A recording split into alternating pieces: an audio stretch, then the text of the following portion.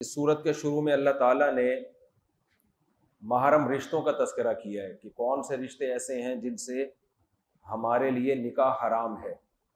یہ تعلیمات بھی صرف مسلمانوں کے پاس ہیں، باقی دنیا میں کسی مذہب کے پاس کچھ بچا ہی نہیں ہے کہ کن سے نکاح حرام ہے، کن سے نکاح حلال ہے۔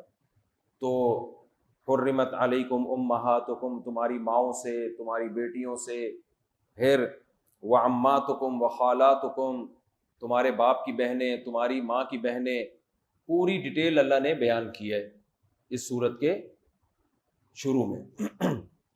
اسی میں اللہ تعالیٰ نے یہ بھی بتا دیا وَلَا تَنْكِحُوا مَا نَكَحَ آبَاؤُكُمْ، تمہارے ابا کا اگر کسی عورت سے نکاح ہوتا ہے تو بھی تم قیامت تک اس سے نکاح نہیں کر سکتے۔ زمانے جاہلیت میں یہ ہوتا تھا، باپ نے جب نکاح کیا کسی خاتون سے، باپ کی ڈیتھ ہو گئی تو بیٹا اپنے ابا کی بیوی سے نکاح کر لیتا تھا۔ اللہ نے اس کو بھی بہت بڑی بے حیائی قرار دیا کہ جو تمہارے باپ کی بیوی ہے وہ ایک طرح سے تمہاری ماں بن چکی ہے، اسی وجہ سے اس سے پردہ بھی نہیں ہے۔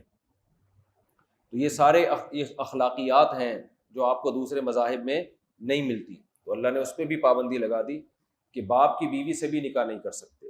اسی طرح اپنی بیوی کے سوتیلے، اپنی بیوی کے پہلے شوہر سے بچہ جو ہوگا اس سے بھی نکاح نہیں کر سکتے تم۔